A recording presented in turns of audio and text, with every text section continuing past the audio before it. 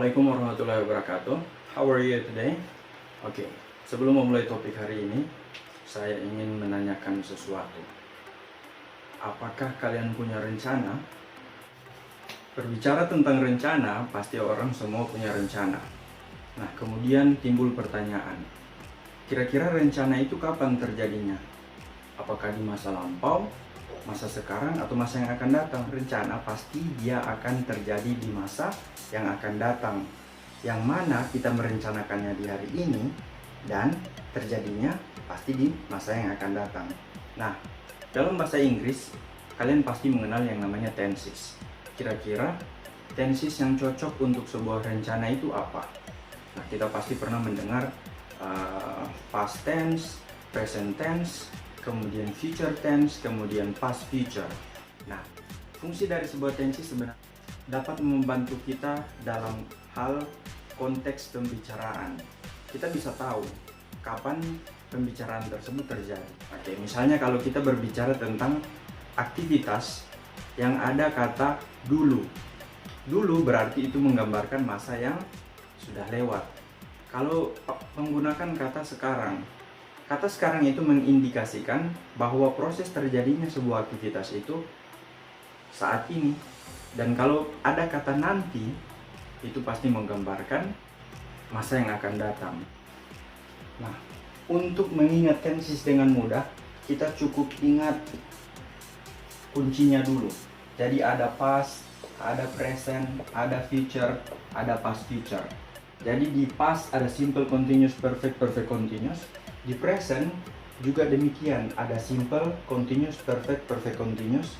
Future pun demikian, ada simple continuous perfect, perfect continuous. Dan yang terakhir past future, ada simple continuous perfect, perfect continuous, ya.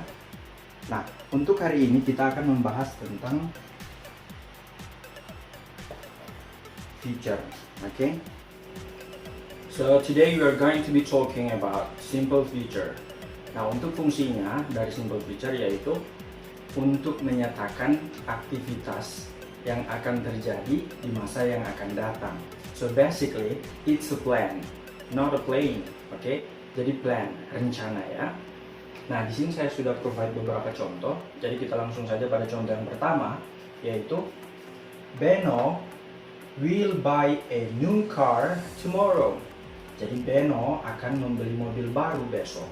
Nah, di sini saya sudah tandai kata tomorrow ini sebagai time signal, yang mana menunjukkan bahwa Beno akan beli mobil baru besok, bukan hari ini tapi besok. Jadi rencananya itu dia akan membeli mobil besok, ya. Kemudian contoh yang kedua, Debbie will watch a Korean drama tonight. Nah, tonight juga sama halnya dengan si tomorrow ini. Jadi time signalnya menunjukkan bahwa aktivitasnya si Debbie tentang nonton drama Korea itu akan berlangsung nanti malam, akan terjadi nanti malam, jadi bukan sekarang. Jadi waktunya itu di masa yang akan datang, yaitu nanti malam, tonight. Nah, gimana kalau kita rubah dalam bentuk negatif? Ini cukup mudah, karena kalian cukup menambahkan kata not. Nah, di sini kan bentuk positifnya Beno will buy a new car tomorrow. Kalian cukup tambahkan Beno will not buy a new car tomorrow.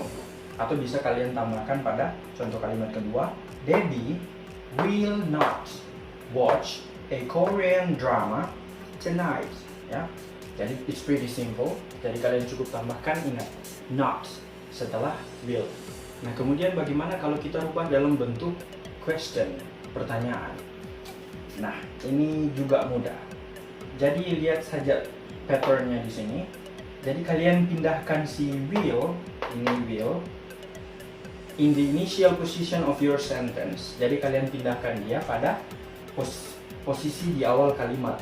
Jadi misalnya, will Beno buy a new car tomorrow? Okay, so will Beno buy a new car tomorrow? Nah, jadi kalau yang awalnya will-nya berada setelah Beno, kalau dalam question, bentuk-bentuk question, will-nya itu berada sebelum Beno. Jadi will dulu, kemudian Beno, kemudian selebihnya sama aja. Buy a new car tomorrow. Jadi saya ulang, bentuk positifnya Beno will buy a new car tomorrow. Bentuk negatifnya kalian cukup tambahkan not. Beno will not buy a new car tomorrow. Nah, kalau dalam bentuk kalimat tanya, kalian cukup tambahkan kalian cukup pindahkan kata will di depan kata Beno. Jadi will Beno buy a new car tomorrow? Sama halnya dengan si Debbie. Will Debbie watch a Korean drama tonight? Oke, jadi it's pretty simple ya. Intinya konteks daripada si simple future yaitu masih merupakan rencana. Terlepas dari jadi atau tidak, itu masih sebuah rencana. Oke, jadi ingat, simple future berbicara tentang rencana yang akan kalian lakukan di masa yang akan datang.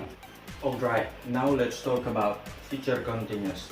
Nah, untuk fungsi dari future continuous sendiri yaitu untuk menyatakan sebuah aktivitas yang sedang berlangsung di masa yang akan datang. Jadi bedanya sama simple future, kalau simple future itu masih sebuah rencana, tapi kalau future continuous, rencananya itu sedang berlangsung di masa yang akan datang. Nah, untuk patternnya, bentuk positif ada subject plus will plus be verb ing, ya. Jadi di mana-mana continuous pasti verbnya berupa verb ing, entah itu past continuous, past perfect continuous, present continuous, present perfect continuous, future continuous, future perfect continuous, past future continuous, past future perfect continuous, semua menggunakan verb ing. Ingat, continuous menggunakan verb ing. Nah, untuk bentuk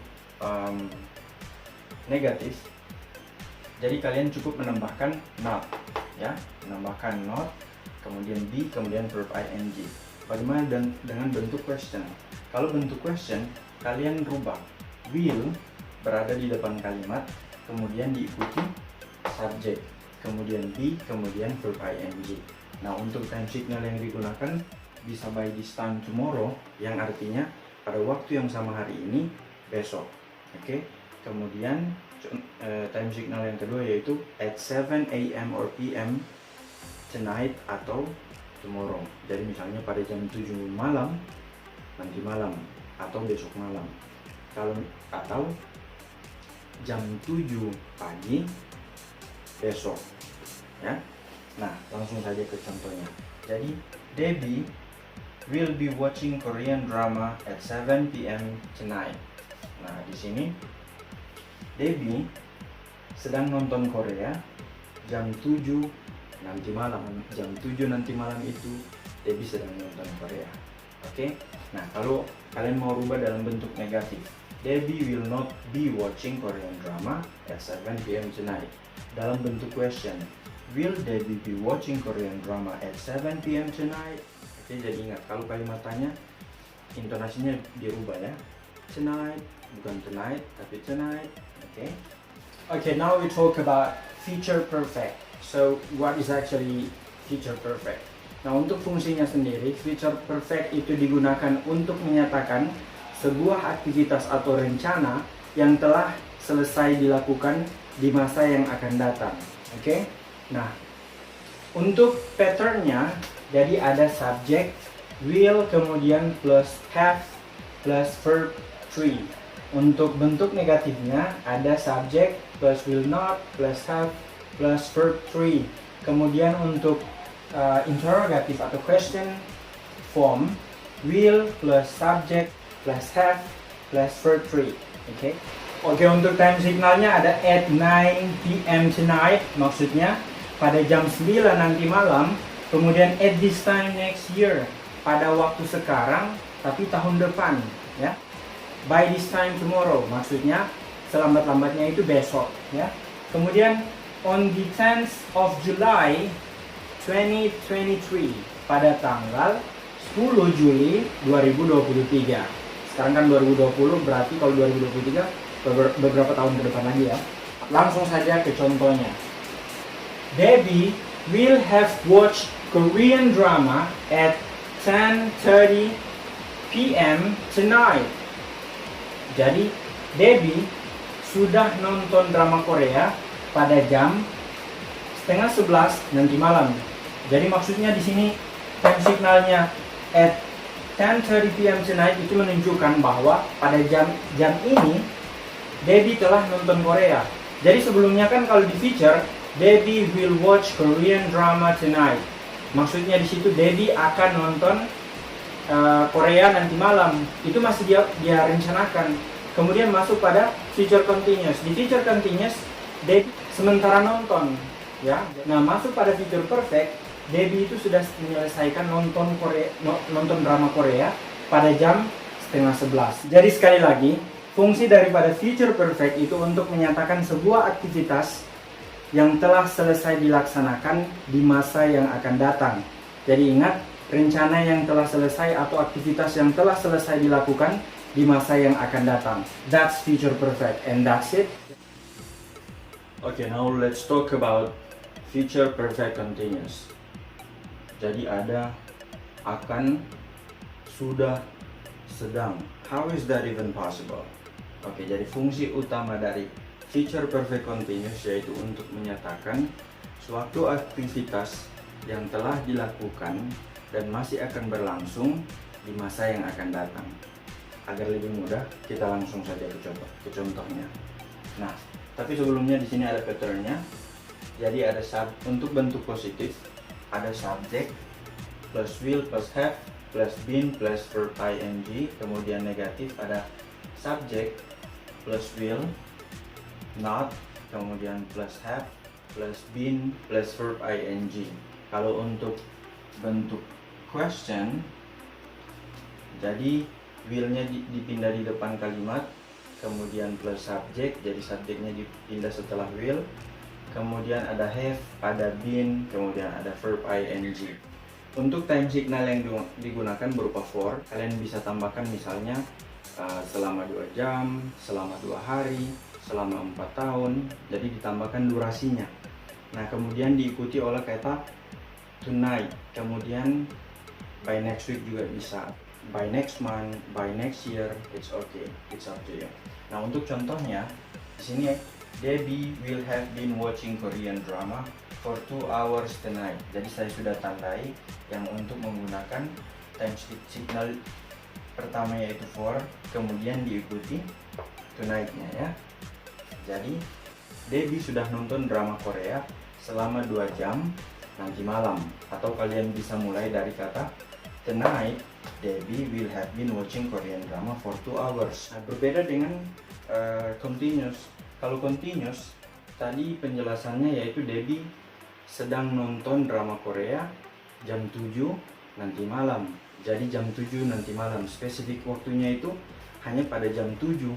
Tapi kalau pada perfect continuous, dia di sini menunjukkan bahwa nanti malam dia akan menonton drama Korea selama 2 jam. It means dari jam 7 sampai jam 9 malam ya. Jadi beda. Kalau continuous hanya pada satu waktu, tapi kalau yang perfect continuous itu berhubungan dengan durasi waktu yang akan terjadi di masa yang akan datang. Jadi ingat, fungsi dari future perfect continuous sendiri yaitu untuk menyatakan aktivitas yang telah dilaksanakan namun masih akan berlangsung di waktu yang akan datang. So basically, feature itu ada 4 jenisnya. Ada simple, continuous, perfect, perfect continuous. Berdasarkan fungsinya, simple digunakan untuk menyatakan aktivitas atau rencana yang akan dilakukan di masa depan. Fungsi dari continuous yaitu digunakan untuk menyatakan aktivitas yang sedang berlangsung di masa yang akan datang. Kalau untuk perfect, menyatakan aktivitas yang sudah selesai atau rencana yang sudah selesai di masa depan. Kalau untuk perfect continuous, digunakan untuk menyatakan aktivitas yang sudah selesai, rencana yang sudah selesai di masa yang akan datang, namun masih akan berlangsung. Okay, I think that's all that. Last I say alhamdulillah rabbil alamin. Wassalamualaikum warahmatullahi wabarakatuh.